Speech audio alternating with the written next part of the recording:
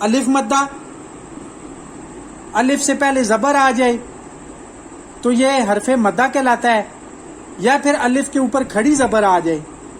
کھڑی زبر، الف کے اوپر کھڑی زبر آ جائے تو وہ حمزہ بن جاتا ہے، تو حمزہ کھڑی زبر آ، تو یہ بھی حرف مدہ بن گیا جو ایک الف کے برابر لمبا کیا گیا، لیکن اس کے اوپر بڑی مد آ گئی، حرف مدہ کے بعد ساکن حرف آ گیا، لام کے اوپر جزم آ گئی۔ سکون اصلی یہ ہوتا ہے کہ جس کے اوپر جزم آ جائے نا، یہ کس لفظوں کے اوپر، یہ بعض اوقات آپ نے یہ بہت زیادہ لفظوں کے اوپر یہ آپ نے جزم دیکھی ہوگی، اس کو جزم کہتے ہیں۔ جزم جس لفظ کے اوپر آ جائے اس کا سکون اصلی ہو جاتا ہے، مطلب ہے وہ وہیں پہ رک جاتا ہے، اس کی آواز آگے نہیں جاتی،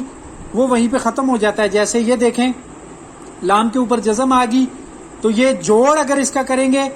حمزہ کھڑی زبر بڑی مد لام آل، اب یہاں پہ آل کے اوپر لام کی آواز ختم ہوگی، سکون اصلی ہو گیا، یہ سکون اصلی ہو گیا۔ آگے پھر حمزہ کھڑی زبر آ، نون زبر نا، آنا، آل آنا، تو یہ دیکھیں یہ دونوں مثالیں اس کی کمپلیٹ ہوگی۔ حرف مدہ کے بعد یہ حرف مدہ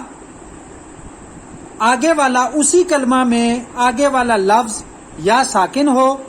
یا حرف مدہ کے بعد آگے والے لفظ کے اوپر تشدید ہو تو وہ کلمی مد کہلائے گی۔ اگر ان کے اوپر ایسی مد آ جائے وہ کلمی مد کہلائے گی، جس کو 6 الف کے برابر کم از کم، ایک الف کو پڑھنے میں جتنا ٹائم لگتا ہے